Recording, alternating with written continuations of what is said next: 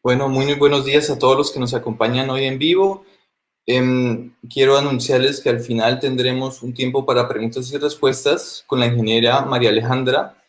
Entonces pueden ir escribiendo desde ya y en cualquier momento en el chat de las transmisiones en Facebook Live y en YouTube las preguntas de ustedes. Y al final, entonces, dependiendo del número de preguntas, vamos a seleccionar algunas, aparecerán en la pantalla y la ingeniera podrá responderles. Entonces, la invitación es que en cualquier momento interactúen, escriban en los chats y que al final vamos a poder responder sus preguntas. Entonces, sin más, le doy la bienvenida a la ingeniera María Alejandra Velázquez. Hola, buenos días, espero que estén muy bien. Como comentaban, yo soy María Alejandra Velázquez de la empresa Flowchem, una empresa de más de 12 años de trayectoria en limpieza y desinfección especializada. Nuestro enfoque principal ha sido la industria de alimentos, pero a raíz, digamos, de lo que estamos viviendo, nos hemos expandido y hemos crecido en conocimiento también como para dar respuesta a una emergencia sanitaria tan incidente como la que estamos teniendo en estos momentos. Soy ingeniera química, como comentaban, y en el día de hoy les voy a hablar de las malas prácticas de limpieza y desinfección en tiempos de COVID, especialmente para el sector alimentos. Quiero iniciar el video con esta frase: nunca dejes de aprender porque la vida nunca deja de enseñarte. Pues constantemente, y una muestra de ello es que estamos viendo en estos momentos, cuando a veces tenemos mucho conocimiento ganado, de repente hay cosas que vuelven y nos ponen a prueba y tenemos que volver a aprender y a reinventarnos, como está de moda pues en este tiempo. Bueno, Flowchem, su aliado estratégico en limpieza y desinfección. El contenido de esta Perdón un presentación. momento, no se ve grande Cuenta. la presentación. Ay, sí, qué pena, gracias. Listo. El contenido. Vamos a hablar de las Listo. generalidades del virus, las malas prácticas pues, de limpieza y desinfección a la hora de prevenir el COVID-19 como tema central de la presentación, qué tipos de productos funcionan contra el coronavirus, la lista N de la EPA y desinfectantes para manos, las preguntas resueltas por la FDA, preguntas frecuentes acerca de la desinfección, guía para limpieza y desinfección, seguridad alimentaria y por último hablarles sobre nuestro portafolio pues, de productos. Bueno, digamos el tema ha sido pues un poco recurrente en los últimos días, pero a modo muy general quería volver a hacer la aclaración. El SARS-CoV-2 es el virus que causa la enfermedad del COVID-19. O sea, inicialmente no se le dio nombre hasta que se lo estudiaron pues más y se dieron cuenta que era un virus causante del síndrome de respiración aguda grave. Entonces ya había habido un tipo 1, que es el SARS-CoV, y luego se generó el SARS-CoV-2, que es este virus surgido en Wuhan en 2019 y pues que más o menos a mediados de marzo, en febrero, marzo, llegó pues a Latinoamérica. Entonces, digamos, este como tal es la estructura que nos origina la enfermedad que es el COVID-19. O sea que cuando decimos el COVID, en realidad estamos haciendo alusiones a la enfermedad que nos da. El SARS como tal es la estructura a eliminar y atacar para prevenir el COVID-19. ¿Qué de particular tiene el SARS-CoV-2? Ahorita más adelante vamos a hablar de los tipos de virus que existen a modo muy general, pero digamos que este virus es un virus llamado envuelto. ¿Qué significa esto? Que tiene una capa lipídica que envuelve su material genético y lo protege. Entonces, digamos que a pesar de lo que uno pensaría, es un virus más fácil de atacar, químicamente hablando, porque esta capa lipídica es mucho más fácil de desintegrar con diferentes tipos de moléculas. Bueno, ¿por qué el tema? ¿Por qué prácticas inadecuadas de limpieza y desinfección? Digamos, a raíz de todo el surgimiento pues, de este tema y el desconocimiento por parte de muchas industrias, porque sabemos que no era la prioridad en temas del hogar, en temas, mejor dicho, la industria de alimentos era la industria que siempre ha tenido que ver con limpieza y desinfección, farmacéutica, bebidas, pero digamos que otro tipo de industrias jamás se habían visto sometidas pues a este tipo de requerimientos. Entonces nos surge como casi que de afán protocolos de bioseguridad, un montón de requisitos y muchas veces incurrimos en prácticas inadecuadas de limpieza y desinfección, donde muchas veces lo que estamos haciendo es botar la plata, desperdiciar la química o incluso de pronto generar daños a futuro ambientales sin una eficiencia pues adecuada, ¿cierto? Entonces, una de esas primeras prácticas que hemos visto, que empezamos a ver noticias al respecto y demás, fue la introducción de cloro u otros desinfectantes en el cuerpo para protegerse contra el COVID-19. La FDA, la Organización Mundial de la Salud, varias, bueno, aparte quiero aclararles que lo que voy a mencionar acá está soportado pues en estos organismos nacionales e internacionales como la FDA, la USA, la EPA y a nivel pues acá interno lo que es INVIMA y por supuesto el Ministerio de Salud. ¿Por qué? Pues porque obviamente por el virus ser algo tan nuevo para la humanidad en general, digamos que la información oficial que va saliendo es como la que vamos tomando. Esto es un estudio y como les decía, ahora un aprendizaje constante.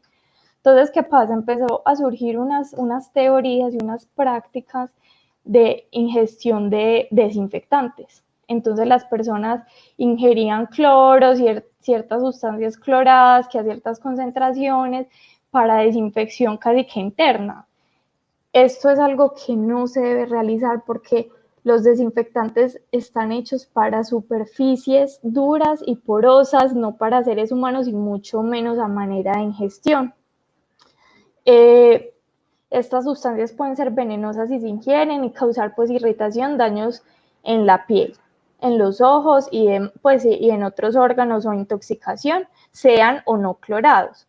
Entonces digamos que esta es una práctica incorrecta que no debe utilizarse.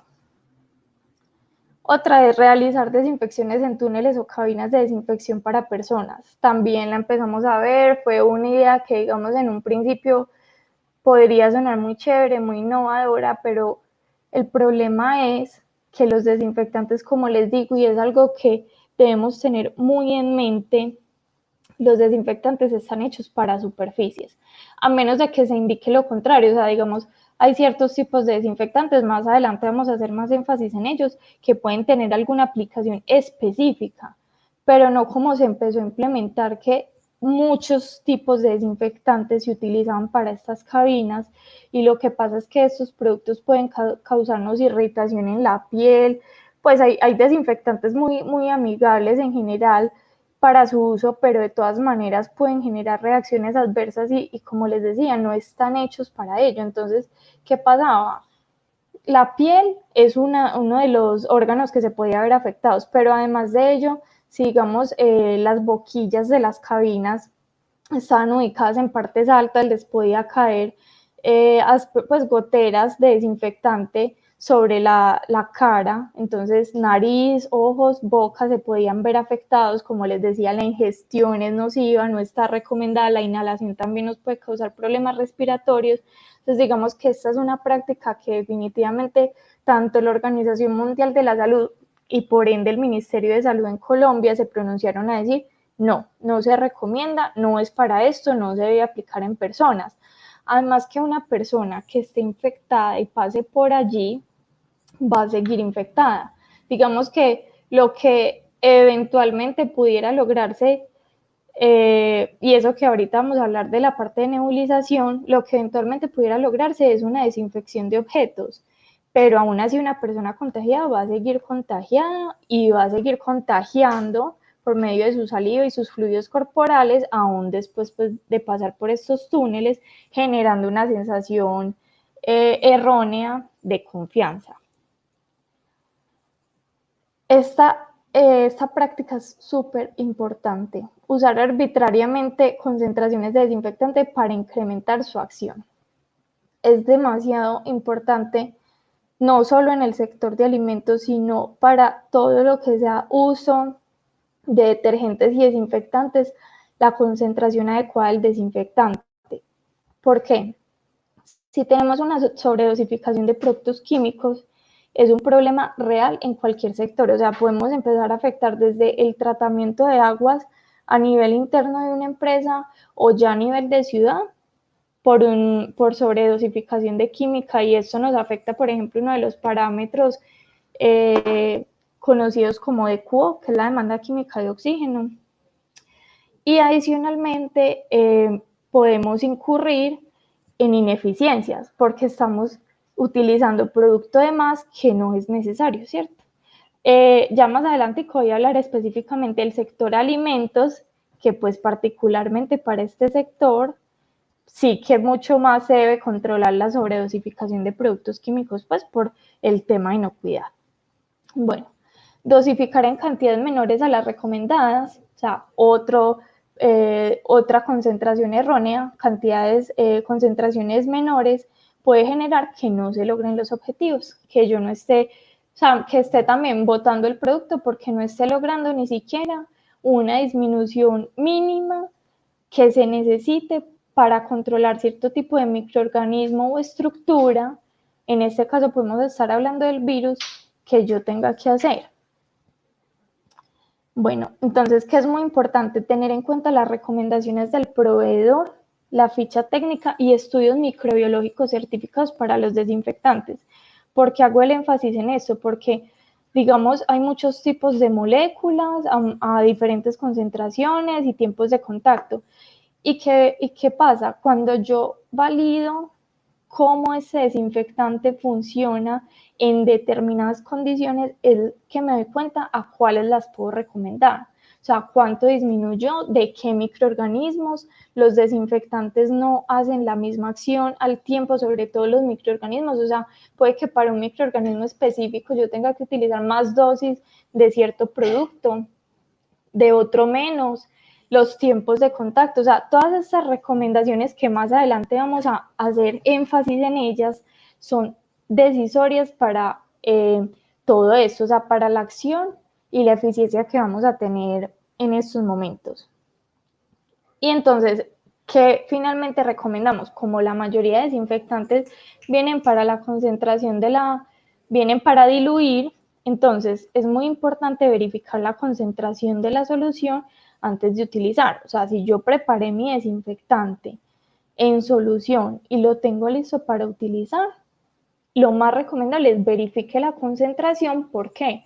Porque si yo preparo el desinfectante, puede que yo lo esté preparando con un agua no óptima, con un agua que tenga mucha dureza, que tenga muchos minerales, y todos estos iones van a reaccionar con la molécula desinfectante. Entonces van a ir perdiendo concentración y lo que les decía, si subdosificamos no vamos a conseguir los objetivos. Entonces es muy importante conocer a lo largo del tiempo la concentración de la solución desinfectante antes de utilizar.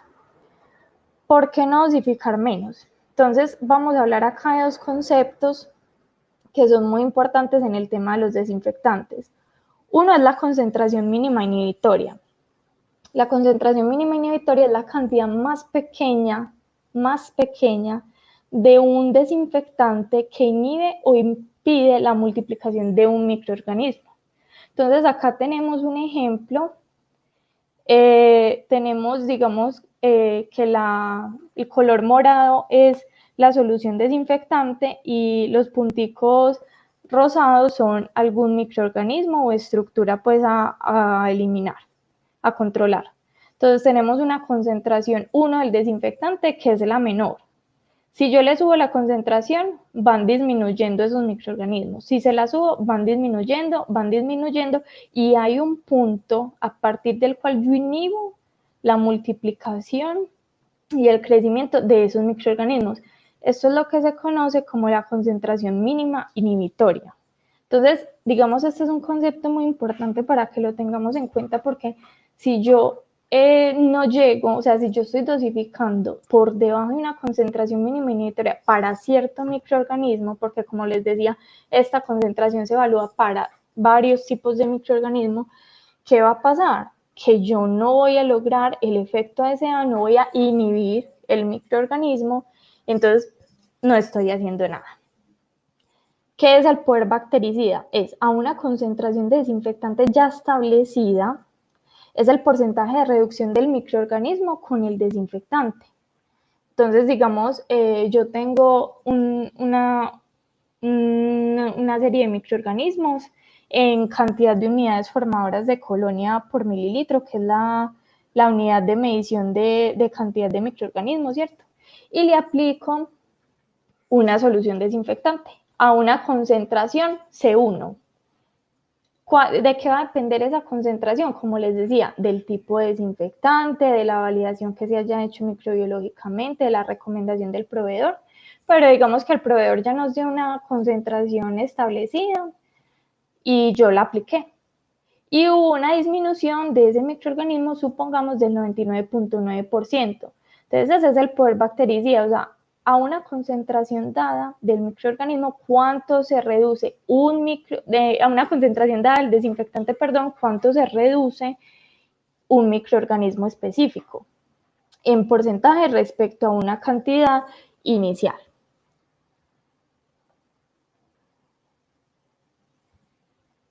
¿Por qué no dosificar de más? Ahorita les hablaba, digamos, de los posibles problemas ambientales, de los posibles problemas en tratamiento de aguas y demás. En la industria de alimentos particularmente tenemos un tema que es mucho más estricto y es que debemos tener un cuidado supremo con el tema de inocuidad. Entonces, ¿qué pasa? Si yo, por ejemplo, como les decíamos acá, si yo dosifico de menos, ¿qué puede pasar en la industria de alimentos? Hay 3 tipos de riesgos generales: riesgo físico, riesgo químico, riesgo biológico. Que yo no controle una bacteria, por ejemplo, una listeria, una E. coli en mi alimento que voy a procesar, a comercializar, y entonces lo que ocurra es que no logre pues ese control si dosifico menos. Pero si dosifico más y me paso de ciertos rangos de concentraciones máximas, también puedo llegar a tener problemas. No quiere decir que yo no pueda usar desinfectantes por encima de estas concentraciones. Bueno, quiero hacer una aclaración acá porque sé que de pronto hay otro tipo de públicos también adicionales. La concentración de una solución se puede medir en muchas unidades, pero hay, digamos, en la parte de desinfección, hay 2 que se utilizan normalmente, que son partes por millón o mililitros por litro de solución preparada. Solución preparada porque, como les decía, muchos desinfectantes se utilizan para dilución. Entonces, al desinfectante, yo tomo una parte del desinfectante concentrado y la diluyo con agua, y esa dilución es la que yo digo, tomé por ejemplo 5 mililitros del desinfectante y diluí en un total de 1 litro con agua.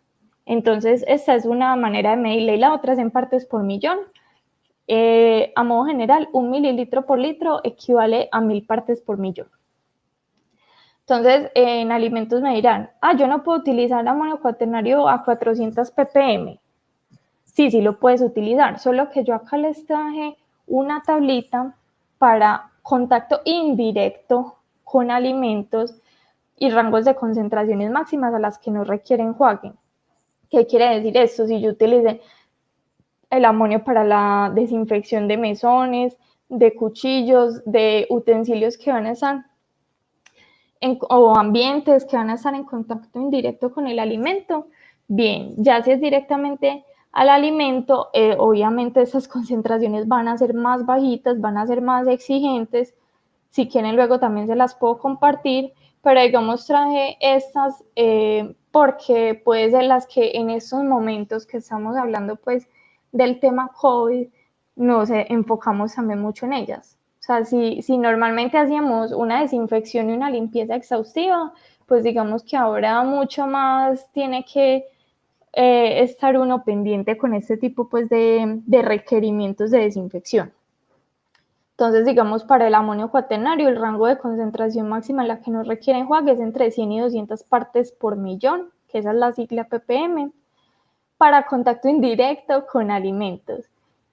Cloro entre 1000 y 10.000, el peróxido entre 10.000 y 350, y así sucesivamente. ¿De dónde sacamos esta información? Esta información nos la da el CFR de la FDA, que digamos a nivel internacional es el organismo encargado de todo lo que es el control, la administración de medicamentos y alimentos. Entonces nos da estos límites máximos permitidos, digamos, estoy hablando como de la norma americana.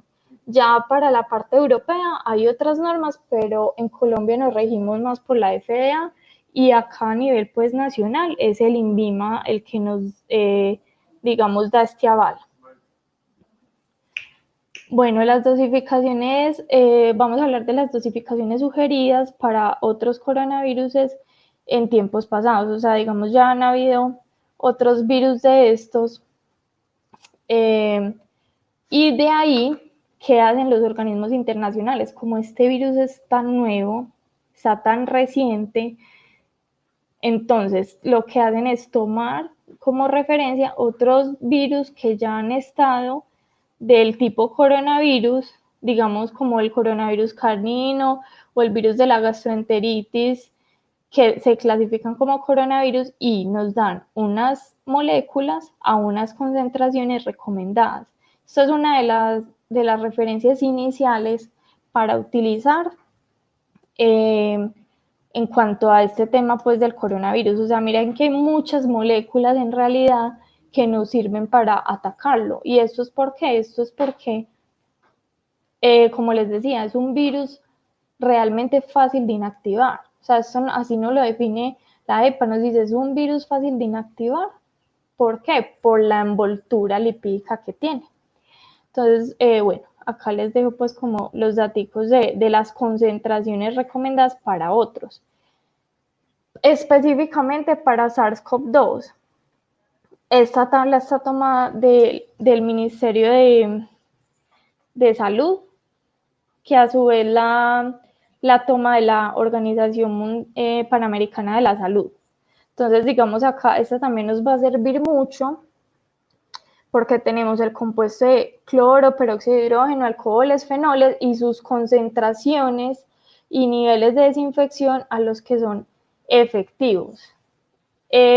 Los niveles de desinfección habla de, digamos, varios factores que tienen que ver más como con qué tan rápido, cuánto es el efecto residual, a qué tipo, por ejemplo, un nivel de desinfección alto ya te va a atacar esporas. Un nivel de desinfección bajo no te ataca esporas, pero te puede atacar virus, se puede atacar bacterias, se puede atacar hongos. Entonces, de acuerdo a la molécula, tiene un mayor espectro de cubrimiento o un menor espectro, y de acuerdo también como a sus tiempos de acción.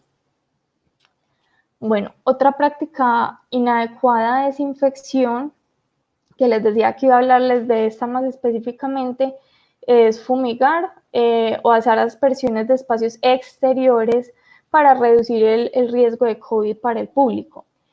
Esa fue una práctica que se empezó a ver mucho, pero finalmente, digamos, la EPA nos dijo, esto no está comprobado que disminuya el riesgo, no se ha comprobado, y además estos desinfectantes, como les decía, normalmente son para superficies duras, no porosas. Digamos, sí hay otros desinfectantes, que incluso algunos pueden estar acá, que se usan para ambientes. En la industria de alimentos particularmente es una práctica común, pero para controlar otro tipo de estructuras o específicamente microorganismos. O sea, si estamos hablando de unas bacterias aerobias y eso, en la industria de alimentos para el control en ambientes se usa, pero digamos que para que el SARS-CoV-2, para disminuir el riesgo de COVID-19, la EPA todavía dice, esto no está comprobado.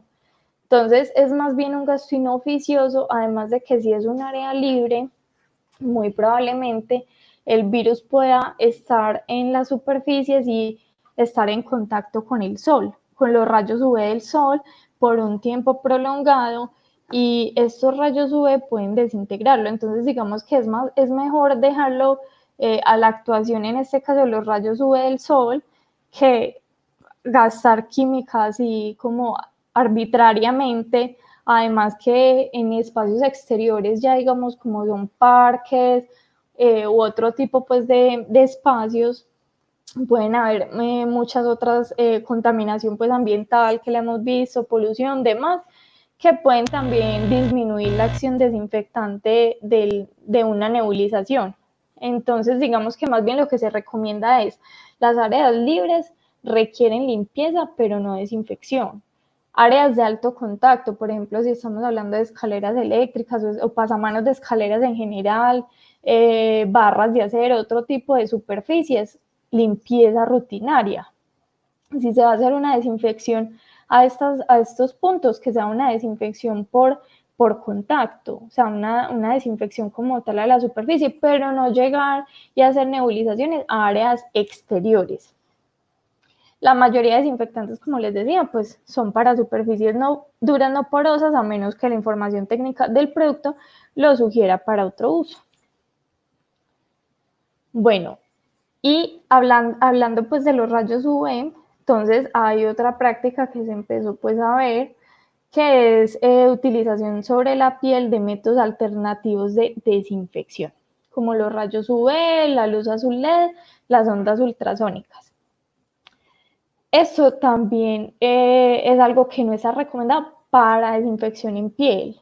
¿Por qué? Porque los rayos UV pueden irritar la piel, generar daños en los ojos, incluso probablemente causar daños mayores a futuro, ¿cierto? Entonces, digamos que sí se ha utilizado, y eso que bajo ciertas condiciones, y se han hecho estudios, eh, digamos, condiciones mínimas, 180 microwatts de energía para los rayos UV por un tiempo mínimo de 15 minutos. En fin, hay diferentes estudios ya avalados para desinfección en general, pero sobre la piel definitivamente hasta ahora no. Digamos, específicamente se desconoce la eficacia de los métodos alternativos para desinfección contra SARS-CoV-2. Muy probablemente, así como con los rayos UV del sol, se desintegre, se logre también pues con lámparas UV a condiciones ya determinadas, pero no se ha confirmado bajo qué circunstancias podría ser efectivo, porque como les digo, esto también tiene que tener unos tiempos de exposición, una energía mínima. Entonces, en la piel definitivamente no es algo que se recomiende. Puede que luego en superficies nos den, se hagan nuevos estudios y nos den un nuevo veredicto, pero digamos que hasta ahora no es algo confirmado. Esta es otra práctica muy recurrente que es súper importante y se hace de manera errónea muchas veces. Desinfectar sin limpieza previa. Desinfectar algo sucio hace que el desinfectante pierda eficiencia, porque todos los desinfectantes pierden acción en presencia de materia orgánica. Uno es más fácil, uno es menos fácil, unos soportan más la proteína, otros menos, pero digamos que, como les decía, hasta con los iones de dureza del agua, el desinfectante tiende a inactivarse. Asimismo, con presencia de suciedad, de mugre, carga orgánica, el desinfectante también pierde su acción. Entonces, acá quiero hacer como un paréntesis, porque pues todos los temas están como relacionados, y es la limpieza es la eliminación de suciedad visible y no visible. Incluso una buena limpieza nos elimina parte de los microorganismos, y esta es más con una acción mecánica, agua y detergente. Y la desinfección ya es un control de microorganismos y estructuras, un control más exhaustivo, o sea que yo puedo tener una mesa limpia, pero, o un plato limpio, por ejemplo, para servir una comida o en un banquete o algo, y tener ahí una listeria, una salmonela, y el plato estar limpio, pero no alcance a desinfectar la listeria. Entonces, digamos que es diferente. Entonces, ¿qué pasa? Si yo no hago primero una adecuada limpieza, digamos que el desinfectante se me va a consumir, me va a reaccionar con esa materia orgánica y no con los microorganismos que yo quiero controlar. Entonces, es botar la plata, el esfuerzo y demás. Digamos, Ha sido muy difícil en este tema porque, como les decía, para otro tipo de industrias es algo que hemos tenido que irnos adaptando y que normalmente no contábamos con eso, pero digamos que definitivamente es un hecho. O sea, si yo llego a una mesa, a un mesón en la oficina, no retiro al menos el polvo, no retiro el mugre que haya y llego a desinfectar, por ejemplo, lo que hablamos, prácticas de nebulización, no estoy haciendo nada. Entonces, es completamente necesario limpiar la superficie en cuestión con detergente y agua antes de aplicar el desinfectante. Al menos en casos donde estemos hablando de polvo y eso, retirar con una toallita, retirar con agüita, pues algo, pero que yo le ayude al desinfectante eliminando pues eliminando el mugre que hay allí, eliminando la carga orgánica. Eso sí, hay productos en el mercado que son 2 en 1 que limpian y desinfectan en un solo paso. Este tipo de productos sí pueden ser para esta utilización, pues como se dice, en un solo paso, pero en general es limpiar y desinfectar. Y son dos cosas diferentes, muy unidas, pero que una es después de la otra, una consecuencia de la otra, y se deben hacer junticas, sino utilizar un producto 2 en 1, que también los encontramos. Bueno, otro mito o práctica que también escuchamos mucho es la no utilización del jabón antibacterial porque no ayuda contra un virus. Porque al decir la palabra antibacterial, pues no tenía que ver con virus, entonces que no lo atacaba. Mira, este virus es un virus estructuralmente tan simple, estructuralmente hablando. ¿Y a qué me refiero con simple? A que tiene la capa lipídica, la envoltura, que hace que solo el agua y el jabón con una, con una agitación vigorosa, o sea, con un frote vigoroso, sea integrado. Agua y jabón convencional, ningún jabón especializado, ningún jabón antibacterial, nada. Entonces, con mayor razón, un jabón antibacterial va a lograr ese efecto.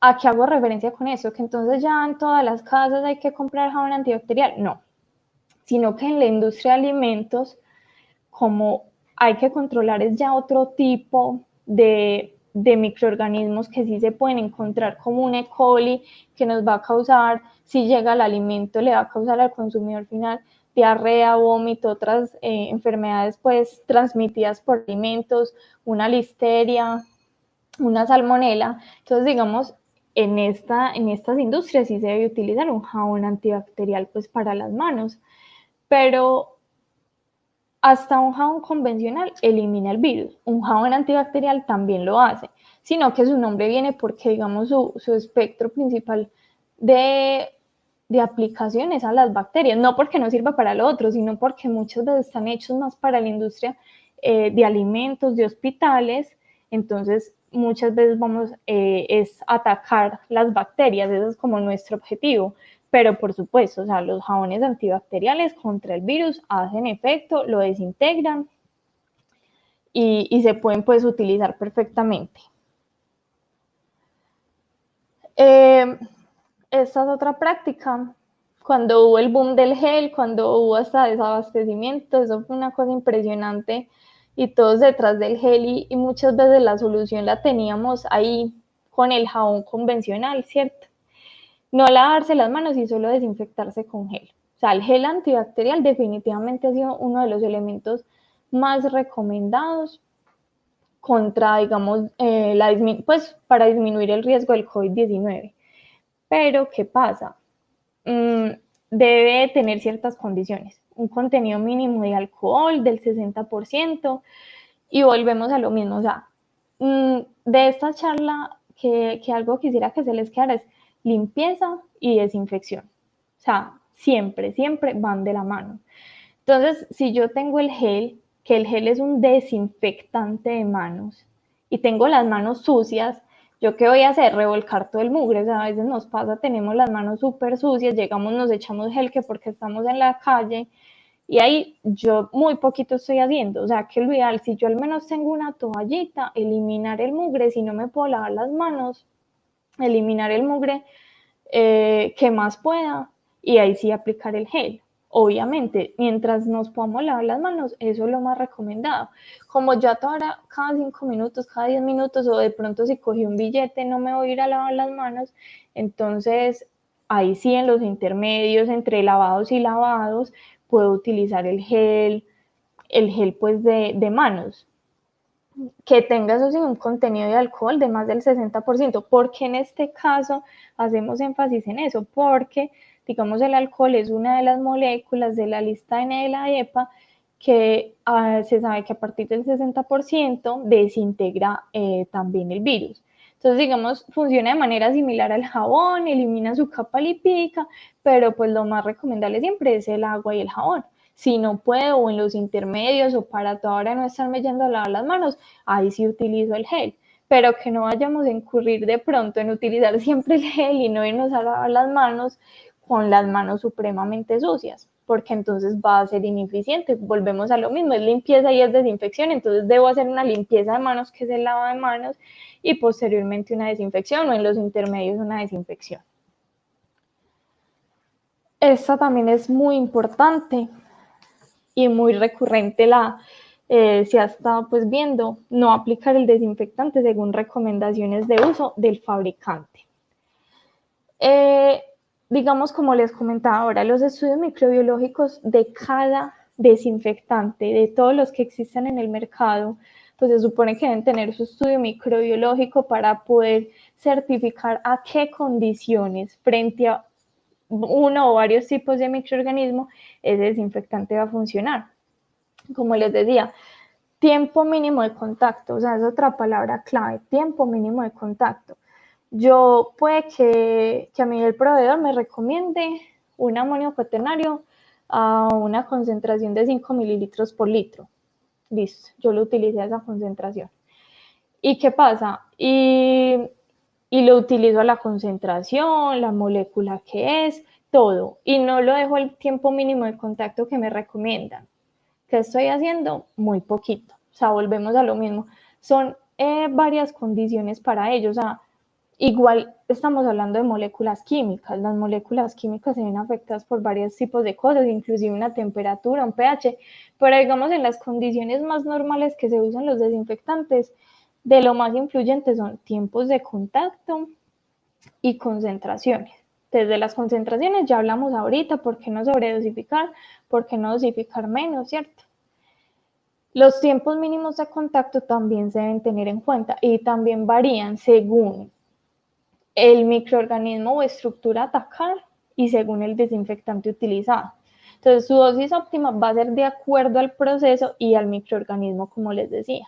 ¿Por qué la dosis óptima? Porque no es lo mismo, por ejemplo, una empresa, una fábrica con alimentos Fruver que una de leches, que una de carne, ¿cierto? O si estamos hablando de otros sectores o industrias, también digamos el tipo de material al que va a ir aplicado el desinfectante, si estamos hablando de un acero inoxidable, de otra superficie, ¿cierto? Entonces miren que ya eso puede ser una validación conjunto con el proveedor para encontrar la dosis óptima según el proceso, según el microorganismo de ataque y según ya las condiciones particulares con las que pueda contar pues la empresa que va a probar eso, el microorganismo a atacar y demás. Enjuagar. Enjuagar según lo indique el fabricante, según la concentración que se use. Ahora les ponía unos ejemplos de concentraciones a las cuales no se tiene que enjuagar para contacto indirecto con alimentos. Si yo me paso de enjuagar, y miren que esas concentraciones eran variables, o sea, no eran las mismas para todos los desinfectantes. Si es contacto directo con alimentos, son otras.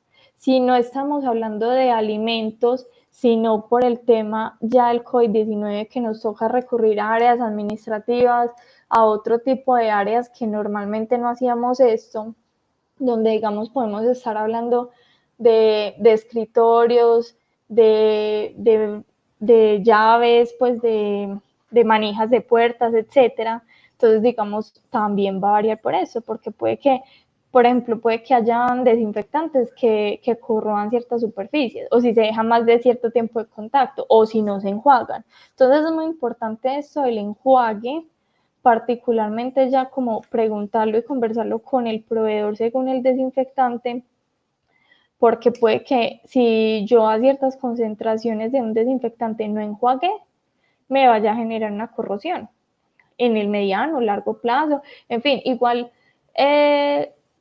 pues es algo tal vez inevitable, hasta la misma agua recirculando todo un año por una tubería te va a generar corrosión, pero digamos que la idea es pues tratar de evitarlo o disminuirlo.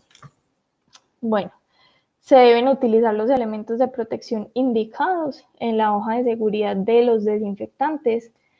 Algunos son mucho más amigables, como les decía, otros sí nos pueden quemar. Sí. En las diluciones casi todos son muy amigables, ya diluidos a las concentraciones, porque realmente se manejan concentraciones muy mínimas. Pero puros, o sea, cuando yo estoy preparando la solución desinfectante y lo estoy diluyendo para poderlo utilizar, sí se pueden presentar quemaduras, otras irritaciones, o si caen los ojos, vapores, entre otros. Eso desde los peligros más grandes hasta unos peligros más pequeños que, digamos, no generen vapores y demás. Pero son cosas que se deben pues tener en cuenta, solicitar al proveedor y demás para poderlos manipular adecuadamente. Y se debe almacenar y tener en cuenta los tiempos de vida útil de los desinfectantes, que no sea que pierdan acción y los estemos utilizando con una sensación falsa de seguridad y ya el desinfectante no esté en toda su capacidad y no esté haciendo pues la acción desinfectante. Bueno, los desinfectantes recomendados contra el SARS-CoV-2, digamos que como tal, no ha habido, ya me voy a explicar mejor, pero como tal no ha habido una lista que esos desinfectantes ya se probaron contra el SARS-CoV-2, esto por parte de la EPA. O sea, no hay disponible en el mercado un desinfectante así. Que la EPA ya nos dé el aval, como lo hay para otros tipos de virus, otros tipos de enfermedades, que nos diga, este sirve para, para el SARS-CoV-2. Entonces, ¿qué hace la EPA? La EPA saca una política de patógenos emergentes. Como este es un patógeno emergente, surge hace muy poquito, todavía está en estudio. Hay microbiólogos que nos dicen que para conocer en su totalidad un virus nos podemos tardar hasta 5 años. Este virus no lleva ni un año, entonces digamos que todavía nos falta mucho por conocer y muy probablemente hayan cosas que en el tiempo se vayan pues a ir conociendo más, modificando o retractando de cosas que se han dicho, en fin, pero digamos esa es la información que hay hoy. Entonces saca la EPA una política de patógenos emergentes y en esta política de patógenos emergentes que dice, hay unos desinfectantes que pueden servir contra el SARS-CoV-2, no porque propiamente se hayan probado con este virus, no, sino porque, digamos, hay, o sea, cómo se prueba que funcione. Entonces, la EPA nos dice, hay estructuras mucho más complejas que el SARS-CoV-2. Como les decía, o sea, el SARS-CoV-2 es un virus de este tipo, está envuelto. Esta es su capa lipídica. Si yo desintegro la capa lipídica, que como les he explicado, es relativamente fácil de desintegrar con varios tipos de moléculas, desintegré el virus y listo. Hay otros tipos de virus que son no envueltos o no encapsulados. Estos tipos de virus son más difíciles de eliminar porque no traen esta capa y entonces, digamos, traen una protección a su material genético mayor. Entonces, ¿qué nos dice la EPA? Mire, clasifica los virus en pequeños virus sin envoltura, que es el más difícil de eliminar, grandes sin envoltura o envueltos, como el SARS-CoV-2, y son los menos difíciles de matar. Si estos son los menos difíciles de matar y un desinfectante ya se probó contra un grande sin envoltura, un pequeño sin envoltura o los dos, entonces puede atacarte el SARS-CoV-2. La otra dice, use un sustituto de hepatitis murina, que es una de los coronavirus más complejos como les mostraba ahora en la tablita de arriba. Entonces, digamos, de ahí surge la famosa lista N de la EPA de Estados Unidos. Acá la pueden encontrar. ¿Y qué pasa? O sea, es una lista de muchos desinfectantes con sus moléculas y los tiempos de contacto y las aplicaciones a las que va encaminada. ¿Y qué dice? O sea, ya un fabricante que tenga el soporte para tipos de virus más difíciles de atacar, lo puede promover contra el SARS-CoV-2. Entonces, de ahí salen que uno diga, que es que el etanol a esta concentración sirve, que el hipoclorito a esta otra, que el amonio cuaternario a esta otra, porque, digamos, han funcionado a esas concentraciones contra microorganismos y estructuras más difíciles de atacar. Entonces, ¿qué productos funcionan? Funcionan los testeados en bacterias gram negativas, por ejemplo, el E. coli, que es una morfología más compleja que la de un virus envuelto, o funcionan también en este momento oficialmente contra los citados en la lista N, que nos vamos a encontrar con todos los amonios cuaternarios, ácido cítrico, peracético, glutaraldehído, entre otros, alcohol. Acá vemos algunos de los más mencionados que están en la lista N de la EPA. Les pongo el principio activo y los tiempos de contacto que salen allí y el tipo de superficie a la que va, digamos, puede ser dura, no porosa, y algunos es alimentos con enjuague posterior.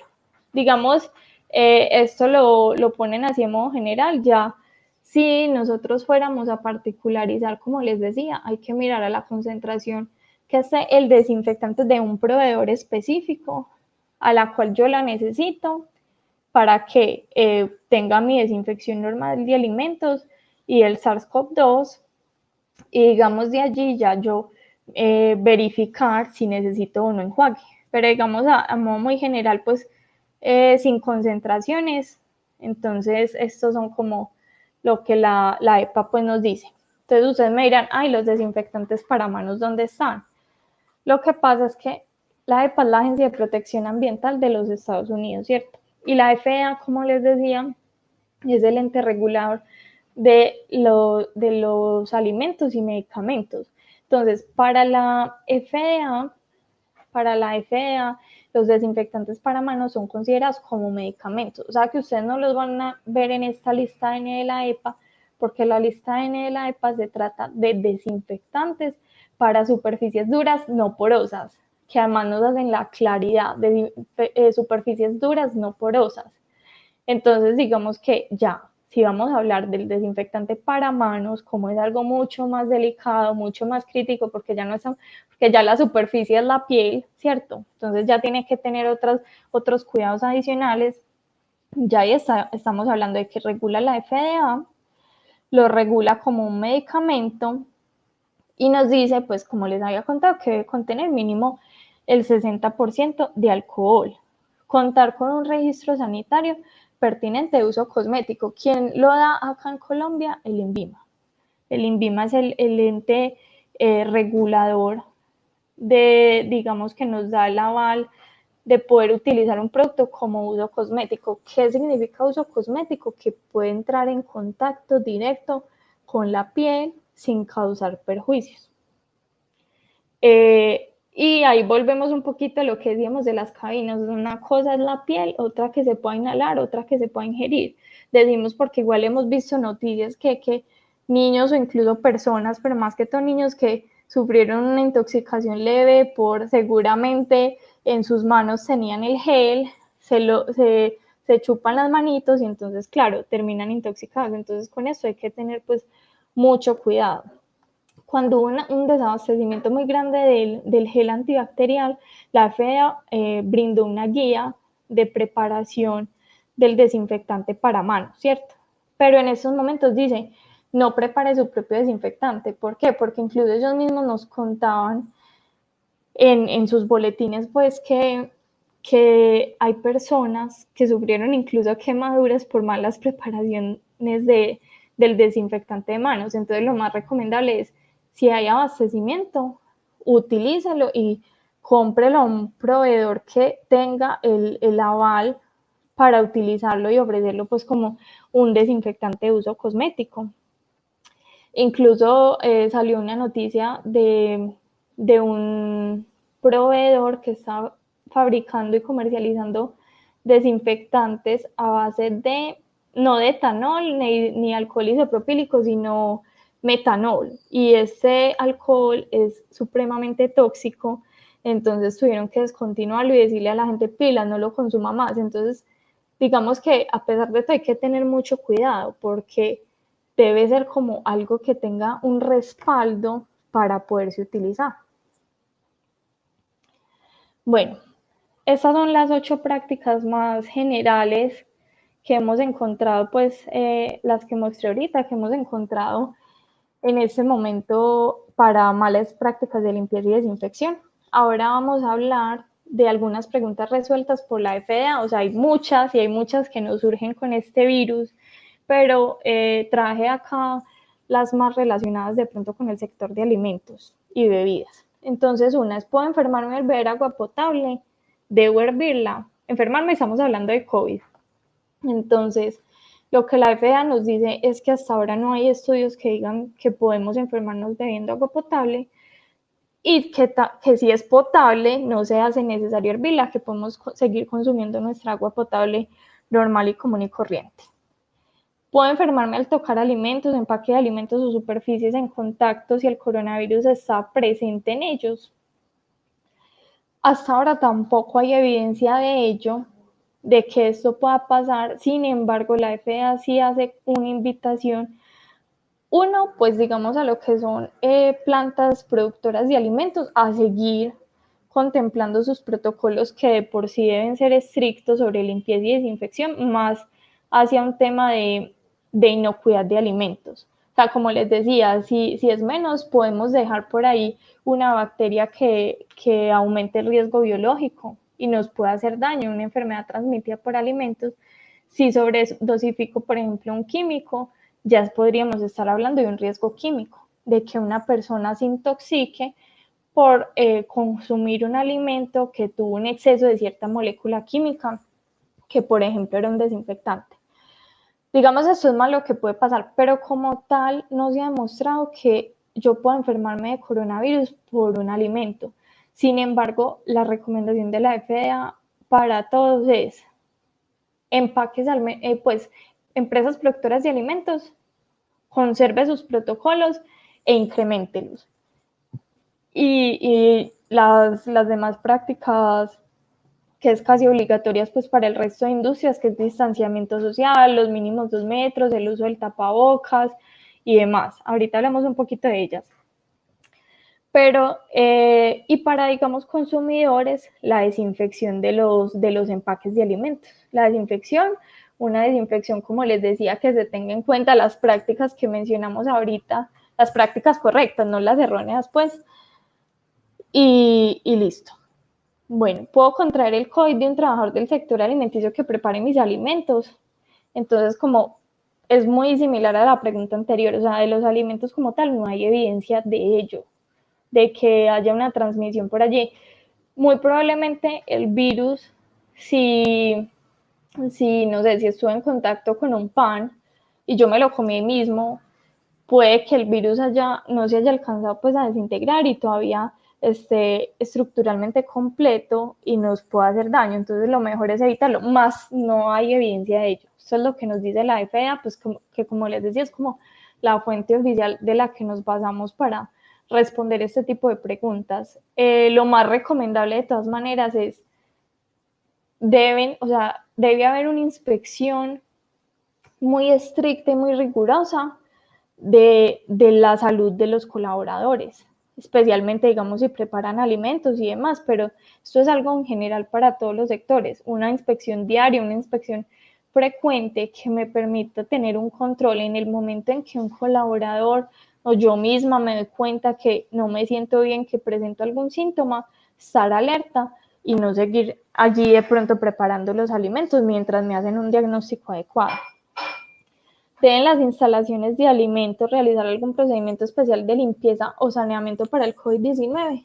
Entonces, como les decía, y más adelante hablamos de la resolución 748 del Ministerio de Salud, que está en el Ministerio de Salud, perdón. Entonces, estas instalaciones de alimentos sí deben, obviamente, incrementar sus protocolos. Ya estamos hablando de los de bioseguridad. Se deben, por ejemplo, hacer protocolos de limpieza y desinfección entre los turnos, o sea, ya más frecuentes, y normalmente se hacían, pues digamos que se deben aumentar. Y obviamente, como les decía, procurar el distanciamiento entre personas, el uso siempre de tapabocas. Esto es casi que para todas las industrias. Entonces, de alguna manera, aunque la industria de alimentos sí ha sido muy juiciosa y está ya muy acostumbrada a lo que es mantener protocolos de limpieza y desinfección, y es una obligación para ellos. Digamos que acá estamos hablando de algo adicional, y es hacerlos más seguidos y hacerlos en zonas que normalmente, por ejemplo, no se hacían, digamos, pues en el comedero de los empleados o en la zona administrativa, ¿cierto? Algunos sectores del sector alimenticio, algunos trabajadores del sector alimenticio que tienen contacto continuo con el público deben tener alguna precaución especial. Sí, lo que más se ha recomendado se está utilizando, además del tapabocas, la careta, para poder que se evite que le vaya a haber una salpicadura, pues, de saliva a la persona con la que tengan contacto. Y esto es casi que para toda persona o entidad que tenga que tener un contacto continuo con público dentro de las regulaciones que en este momento nos está permitiendo, pues, digamos, los entes a nivel local o a nivel nacional. Y finalmente, puedo aplicar aerosoles desinfectantes directamente a mi piel para prevenir la propagación del COVID. Yo creo que esta respuesta ya la saben, y es no. O sea, no, porque, como les decíamos, desinfectantes son para las superficies, no para la piel. ¿Qué desinfectante para la piel? Los geles antibacteriales. Todos los que son llamados como desinfectantes para la piel, que regule el FDA. Pero si estamos hablando de un desinfectante cualquiera y me lo voy a aplicar en aerosol, no. O sea, todo producto que se aplique en la piel debe tener como tal un aval cosmético. Acá mencionemos esto por encimita, porque yo sé que de pronto también pueden haber consumidores finales, pues, y no solamente personas del gremio de alimentos. Seguridad alimentaria, 4 pasos que nos recomienda mucho, digamos, la FDA: limpiar, separar, cocinar, enfriar, conservar por tipo de alimento y temporada, desinfectar utensilios, mesones y superficies en general que tengan contacto con los alimentos. Como decía ahorita, no está comprobado que pueda haber una transmisión directa de la enfermedad por el alimento, un contacto con el alimento, más sin embargo sí nos recomiendan hacer estas desinfecciones. Lavar las manos, si utilizamos bolsas que son reutilizables, entonces se llevan, pues, a lavar también. Desinfectar empaques, bolsas, y en el supermercado desinfectar con pañitos y desinfectante los elementos de más contacto, por ejemplo, las manijas de canastillas y carritos. Y hay unas guías para limpieza y desinfección que nos aplican para todas las industrias, y más en esta época, digamos, de reapertura, aunque el sector de alimentos no ha tenido que cerrar, pues, pero de todas maneras la quise como mencionar. Estas nos las da la EPA. Básicamente son 3 pasos: elaborar, implementar y mantener el plan. Entonces, en elaborar el plan, esto aplica para todas las industrias. O sea, en alimentos igual es bueno que lo tengan en cuenta, porque, como les decía, ya estamos hablando de que no solo hay que tener protocolos de limpieza y desinfección en la zona de producción de alimentos, sino que incluso podemos estar hablando del área administrativa y demás. Entonces, ¿qué debe limpiarse? Tengamos muy en cuenta siempre los objetos de mayor contacto, los lugares de mayor frecuencia o mayor número de personas. Si es un área libre, como les decía, para tener en cuenta si va a haber presencia del sol o no, si es un área abierta, si es cerrada, porque miren que ya en áreas cerradas parece que podemos encontrar a modo de aerosoles partículas pequeñas del virus. Entonces, Miren que cada día salen como nuevas cosas al respecto, nueva información, pero es algo que debemos tener en cuenta, ¿cierto? Si lleva desocupado más de 7 días, porque íbamos a saber pues, si ha habido presencia de personas o no, probabilidad de que haya habido el virus o no, que debe desinfectarse. Recuerden que es diferente limpiar a desinfectar. Y los recursos y equipos que debemos utilizar. Si vamos a utilizar cepillos, qué tipo de cepillos, trapos, los implementos de protección personal de acuerdo al desinfectante que utilicemos, ¿cierto? Entonces, implementar el plan, limpiar las superficies visiblemente sucias, utilizar los productos de limpieza y desinfección adecuados y tener en cuenta indicaciones de la etiqueta, información técnica adicional, ficha técnica, hoja de seguridad. Y mantener y revisar el plan es porque a veces elaboramos los protocolos muy bien y no los seguimos cumpliendo. Se nos olvida que esto es para nuestro propio bienestar y para la salud de la comunidad en general, ¿cierto? Entonces es empezarlos y seguirlos, porque igual cuando uno limpia una superficie ya no se queda limpia por siempre, y lo mismo con una desinfección. Entonces, con mantener y revisar y mantener ese plan, nosotros vamos a asegurar prácticas de reducción y potencial de exposición. O sea, realmente podemos y tenemos en nuestras manos la capacidad de reducir el riesgo. No se va a eliminar del todo, pero al menos reducir el riesgo. Acá les dejo otras recomendaciones, estas de la norma europea del Centro de Control y Prevención de Enfermedades en Europa y una guía nacional en asociación con otros organismos internacionales.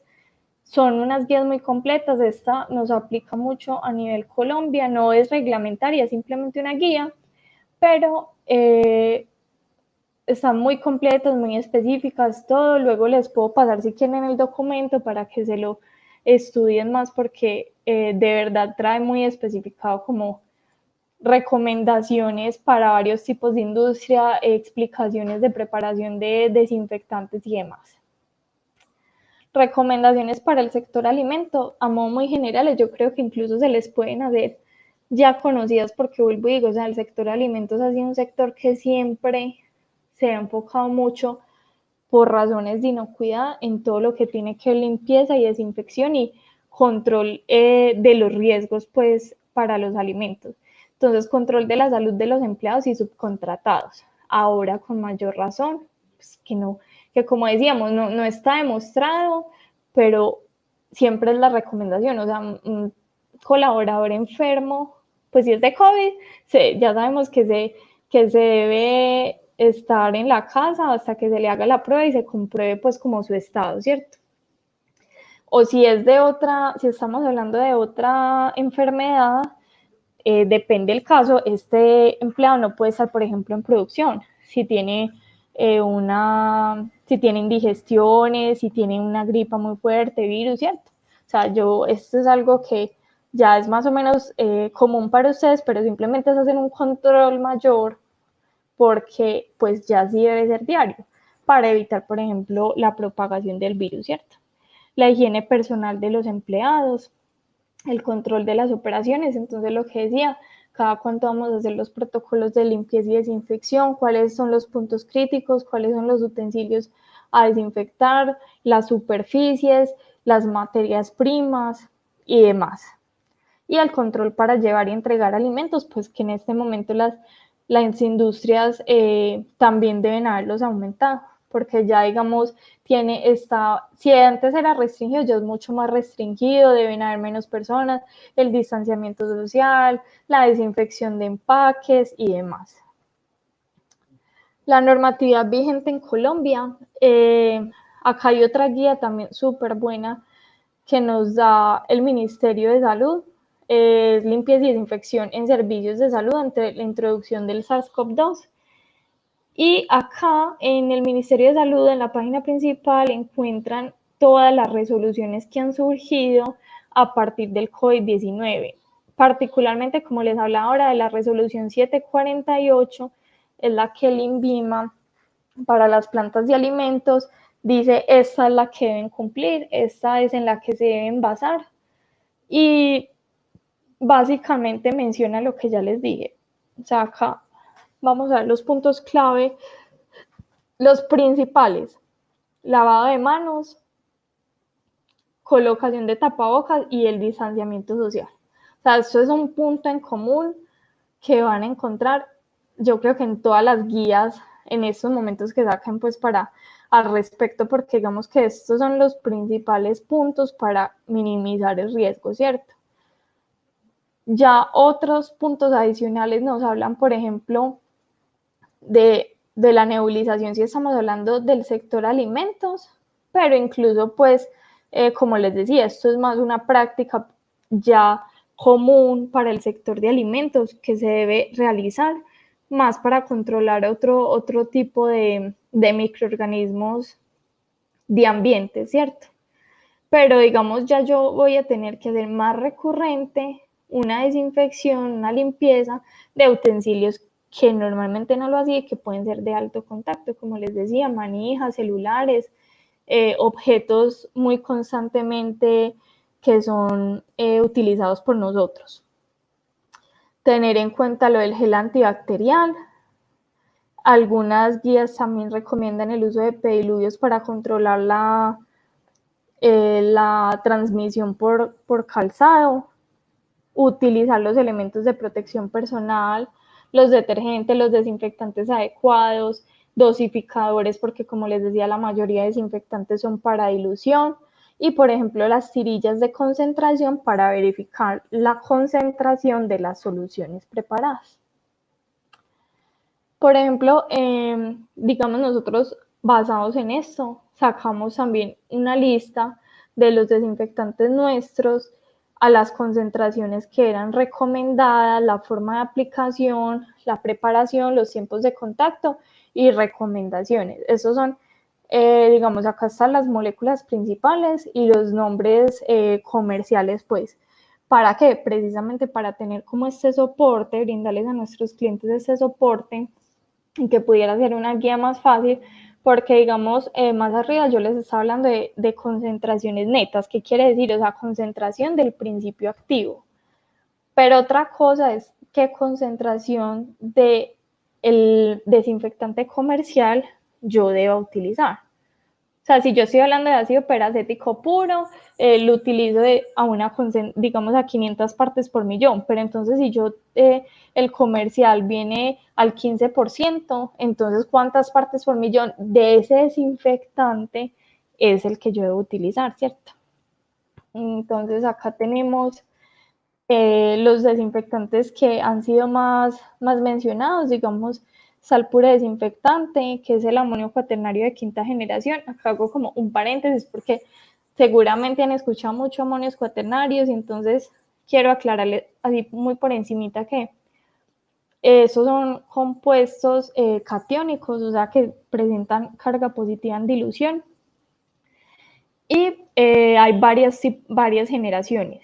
Entonces, digamos, la quinta generación es una combinación de varias moléculas de amonios cuaternarios, porque eso es toda una familia química, y esa combinación presenta sinergia como acción, como biocida, y además más resistencia a la materia orgánica. O sea, lo que yo les decía, los desinfectantes se tienden a inactivar en presencia de materia orgánica, pero entonces el amonio cuaternario de quinta generación, digamos, es un desinfectante que va a soportar más esa materia orgánica que se encuentre, el mugre, y no se va a inactivar tan rápido.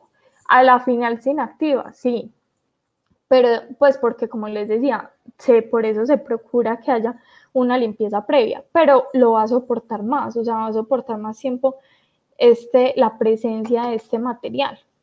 Bueno, está el ácido peracético, está el Bioquat, que es un desinfectante que es base alcohol etílico, una de las moléculas más recomendadas por la lista N de la EPA contra el SARS-CoV-2, junto con amonios cuaternarios de quinta generación.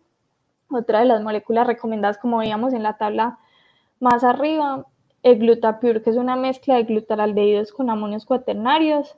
El alcohodes, también es alcohol más amonio cuaternario, pero miren que este es para dilución, y cuando de pronto industrias que no estén tan acostumbradas a lo que es una dilución de desinfectantes o demás, ya viene listo para utilizar. Y está el puré citrus, que es a base de extractos orgánicos para la industria, muy especialmente para la industria de alimentos. Y digamos, acá les quiero mencionar que también dentro de nuestro portafolio, entre otros productos, tenemos el puré 2 en 1, que es un detergente y desinfectante en un solo paso a base de amonios cuaternarios. Entonces, por ejemplo, este es uno de los productos que podemos utilizar, como les decía, para hacer estos dos pasos en uno solo. Y está la línea pues de manos, que es el gel antibacterial, el Quadcare, que es uno de los jabones antibacteriales basados a base de amonios cuaternarios, y el Lacticare, que es otro de los jabones antibacteriales, todos para manos, cabe aclarar, que es a base de ácido láctico.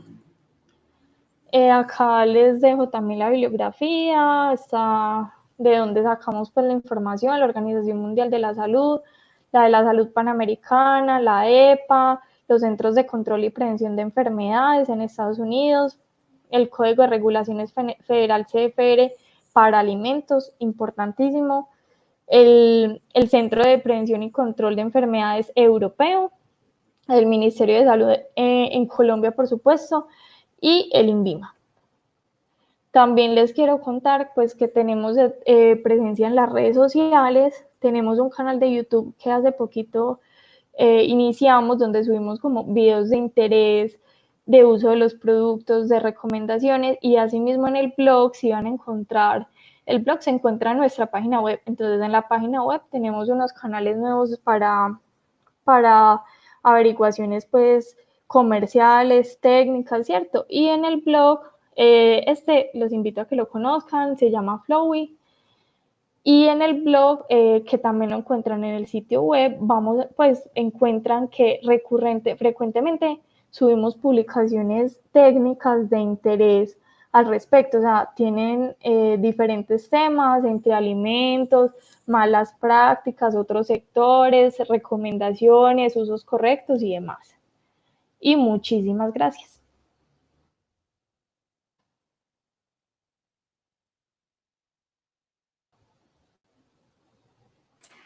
Bueno, muchas gracias, María Alejandra. ¿Qué te parece si pasamos a las preguntas? Sí, Hubo muchas claro que sí. preguntas, ya las ponemos en la pantalla. ¿Listo? Listo.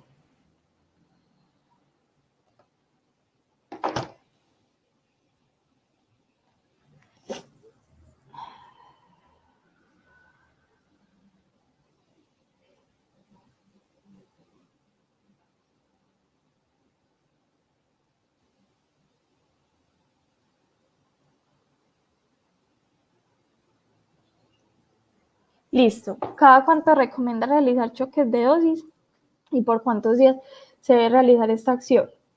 Entonces, sería bueno muchas veces mirar cuál es el microorganismo familiar, microorganismos que se quiere atacar. Si me estás hablando de hongos, si me estás hablando de bacterias, pero digamos una recomendación muy general es que al menos se haga 1 o 2 veces por semana las primeras veces si estás teniendo ya mucha resistencia. También tienes que tener en cuenta hacer un estudio que de pronto no sea que tengas biofilm y por eso el desinfectante que estés utilizando no te esté pudiendo hacer el efecto completo. Pero digamos dosis de choque a modo general 1 o 2 veces por semana, y esta duración puede ser como o sea, puede durar varios meses, entre 1 mes, 2 meses, hasta que tú vayas viendo el control. Si el desinfectante de choque ves que no está teniendo ninguna incidencia, entonces hay que evaluar. Lo que te digo, si es que hay presencia de biofilm y estamos hablando de que no está pudiendo el desinfectante hacer una desinfección porque de pronto hay un cubrimiento por materia orgánica, o si cuál es el tipo de microorganismo para ver cuál es la molécula que se deba utilizar. Bueno, nos dice que qué productos recomiendan utilizar en el túnel de desinfección y qué porcentaje debe utilizarse. Digamos, como les decía, esta no es una práctica que esté como muy avalada, no es la recomendación realmente principal.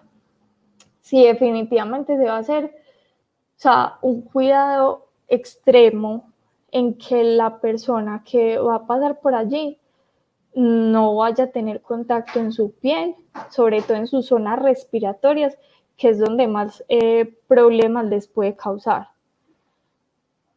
¿Por qué? Porque como les digo, todos estos desinfectantes no están hechos para ser nebulizados y mucho menos con personas. Entonces, digamos, si vas a utilizar uno y que las boquillas de la cabina estén del pecho hacia abajo, que la persona esté totalmente cubierta, que tenga de todas maneras una protección respiratoria y ocular para que el desinfectante no vaya a ingresar, pues no lo vaya a inhalar, no vaya a ingresar por boca u ojos ni a la piel.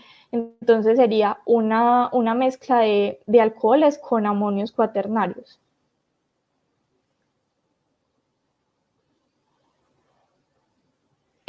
Digamos, en este caso han recomendado más es el ácido peracético, que era uno de los desinfectantes que por eso te los mostraba en la lista N de la EPA. Igual esta lista está disponible, pero más que ese, es más recomendado es el ácido peracético porque además este viene en combinación con el peróxido de hidrógeno y el peróxido de hidrógeno es uno de los desinfectantes que también han recomendado para atacar el virus.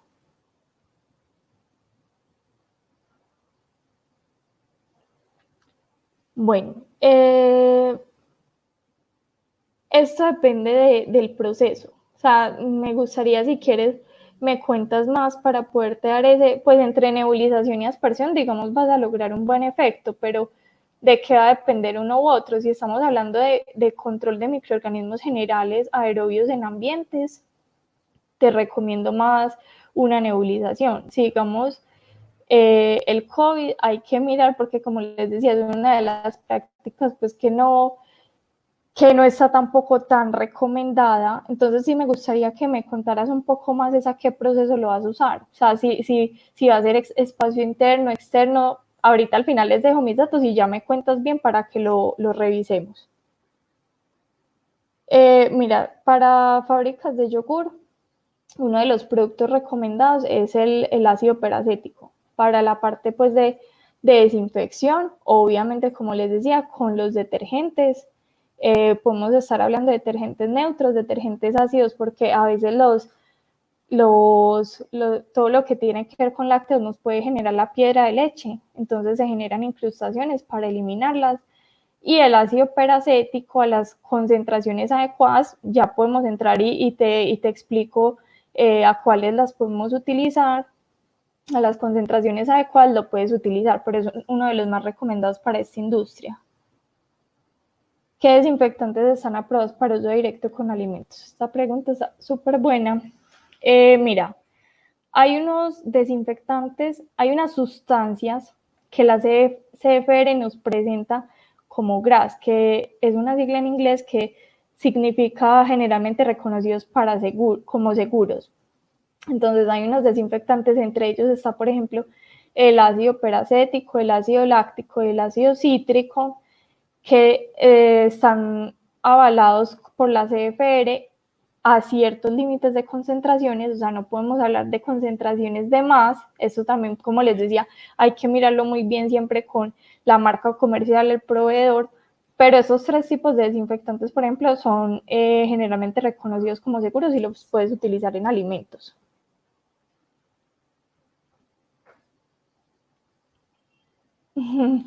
Sí, súper, muchas gracias a ti. Bueno, digamos que entra dentro de los métodos alternativos de desinfección. Entonces, hasta el momento se puede decir que es uno adicional, no, pues no está todavía muy comprobado, los pronunciamientos pues, de los organismos internacionales todavía no lo han avalado como un uso seguro para esa parte pues del COVID, entonces hasta que no haya como una afirmación mayor o con mayor severidad, digamos que no está avalado.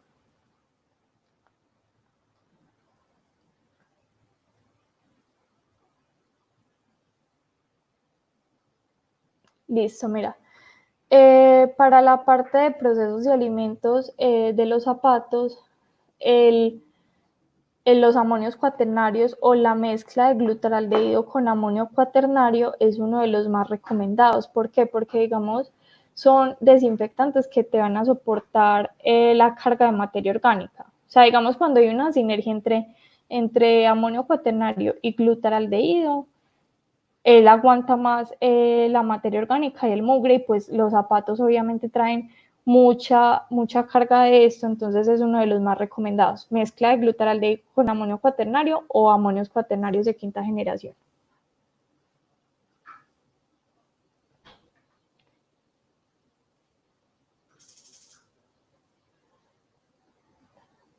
Bueno, el material de empaque, me imagino que estás hablando pues para la industria de alimentos. Entonces, como les decía, para contacto indirecto y directo con alimentos hay unas recomendaciones.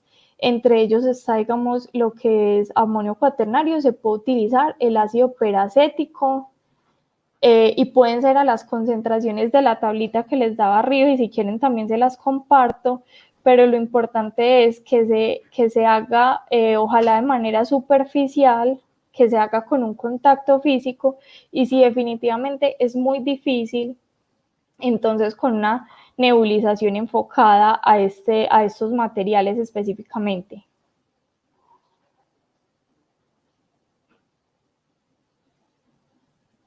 Al ingreso de las empresas. Listo. Lo que más nos han recomendado, pues, las guías, entonces es la desinfección de calzado. Se puede hacer un recambio de las prendas que se traen. Se puede hacer o sea, el lavado de manos, y definitivamente el distanciamiento social. Para las superficies, como les decía, la limpieza rutinaria. ¿Y por qué digo eso? Porque igual nosotros constantemente tenemos los bolsos, cosas al ingreso, a la salida. Entonces, si yo no puedo llegar a desinfectar el bolso, lo dejo en un lugar aislado. Cuando llega a la casa, lo desinfecto. O sea, que no se quede sin desinfección. Que se aplique más a los objetos, pero no a las personas. Porque para las personas, como les decía, el lavado recurrente de manos, tapabocas, distanciamiento social.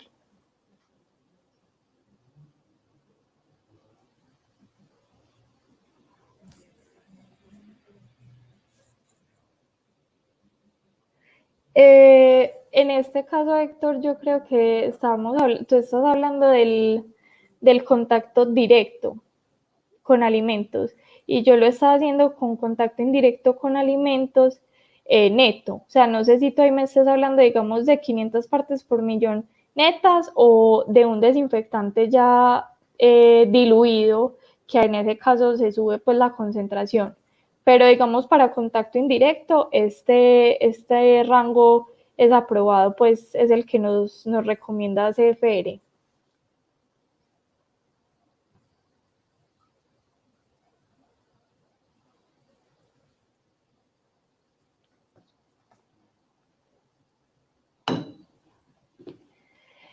En este caso recomendamos al menos dos tipos de desinfectante, uno de rutina y uno de choque. Como mencionamos ahorita, el de choque al menos una vez a la semana, y puede ser por tiempo prolongado, o puede ser tan solo unos meses, luego volver al de rutina, y cada cierto tiempo volver a implementar o adicionar el de choque. Pero en general, dos tipos de desinfectante. Bueno, eso se parecía a la pregunta que me hicieron ahorita. Pues, como te decía, es uno de los métodos alternativos, digamos, no tiene todavía un estudio completo, no es algo que esté en la lista N de la EPA. Sin embargo, muy probablemente luego se hagan estudios mayores, y se le pueda comprobar o haya un veredicto a partir de allí, pues, de que pueda funcionar. O sea, yo pensaría muy probablemente que sí, pero entonces hay que esperar como un pronunciamiento oficial al respecto.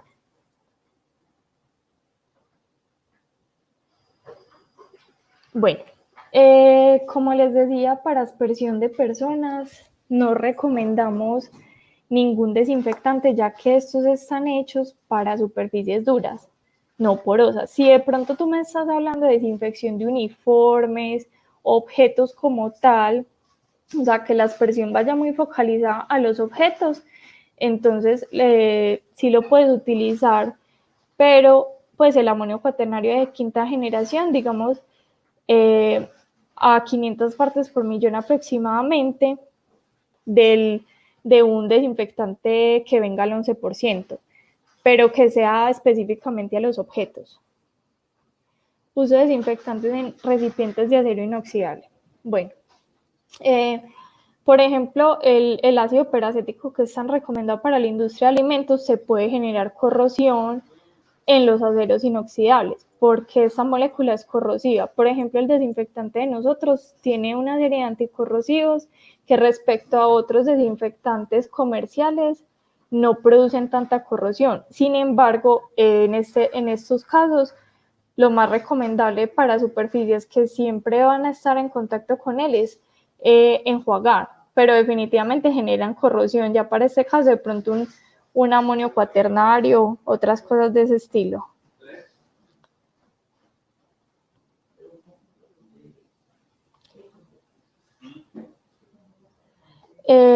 Bueno, no, pues el consejo que yo les daría es siempre implementar muy bien, pues determinar muy bien los puntos críticos. O sea, los puntos críticos para la limpieza y la desinfección son esenciales.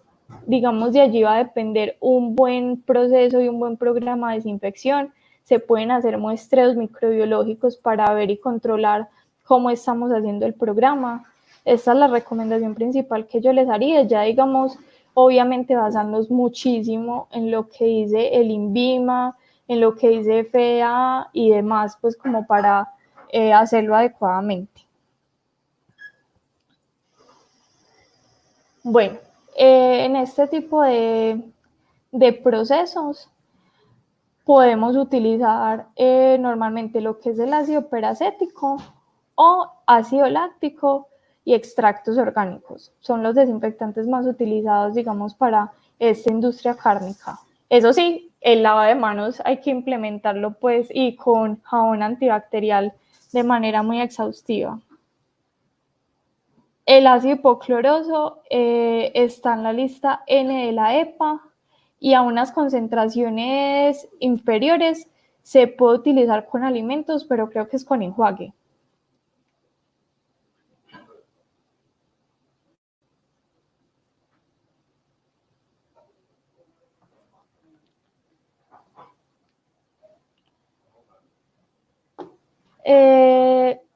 Digamos que el alcohol en general, pues nosotros es un desinfectante que se utiliza incluso a nivel clínico y se utiliza sobre las personas. Lo que tienes que tener en cuenta es que sea antiséptico, que quiere decir que se puede utilizar sobre las personas. Sin embargo, lo que te quiero aclarar es que no lo utilices siempre sobre las personas porque el alcohol les va a resecar muchísimo la piel. O sea, digamos, porque tú me dirás, en los hospitales lo usan, cuando le van a poner una inyección lo usan, sí, o sea, si vos tenés contacto 1 o 2 veces con alcohol y con tu piel, no hay ningún problema, pero no te recomiendo como desinfectante de rutina al ingreso de las personas, porque como decía, esto no es una práctica que se deba utilizar con las personas.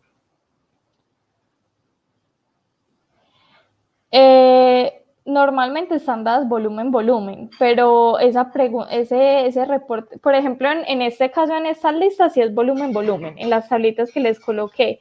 Ya si un proveedor te da el porcentaje de alcohol, le puedes preguntar específicamente a cuál hace referencia. En las tablitas que yo mostré ahora, sí, volumen.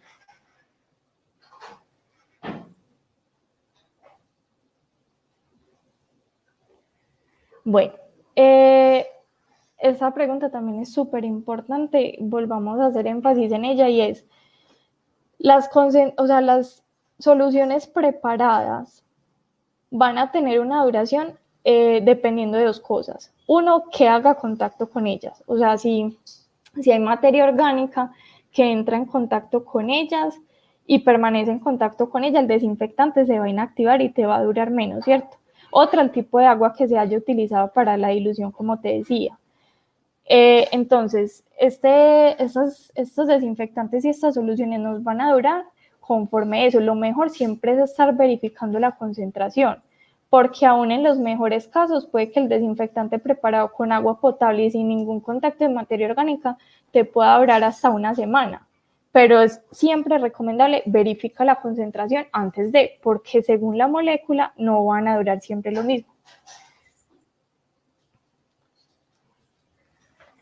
Bueno, para muestreos de control microbiológico, por ejemplo, hay una técnica utilizada que es llamada luminometría. Allí, digamos, no es necesario llevar las muestras microbiológicas o tomadas al laboratorio. Sin embargo, eventualmente se debe hacer un aval, si estamos hablando pues de industrias de alimentos, se debe corroborar estos resultados o tus muestreos, al menos con un laboratorio certificado.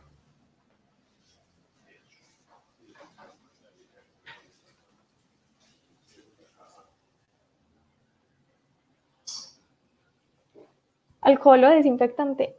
El alcohol al 70% también es un desinfectante. Digamos que va a depender del proceso. O sea, si por ejemplo estamos hablando de pediluvios, un alcohol es muy volátil, entonces se te va a evaporar en el tiempo, ¿cierto? Entonces ahí es más recomendable, por ejemplo, un amonio cuaternario. Si estamos hablando de otro tipo de desinfecciones, el alcohol puede ser más recomendable, pero igual te hago la aclaración que el alcohol al 70% también es un desinfectante.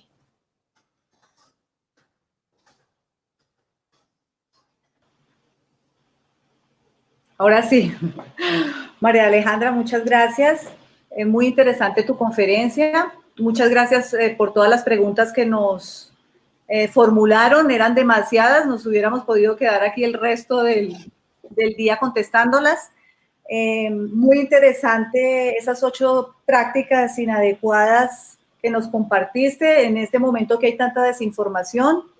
La importancia de la dosificación y la concentración. Aprendí muchísimo hoy contigo. Qué bueno. Muchas gracias.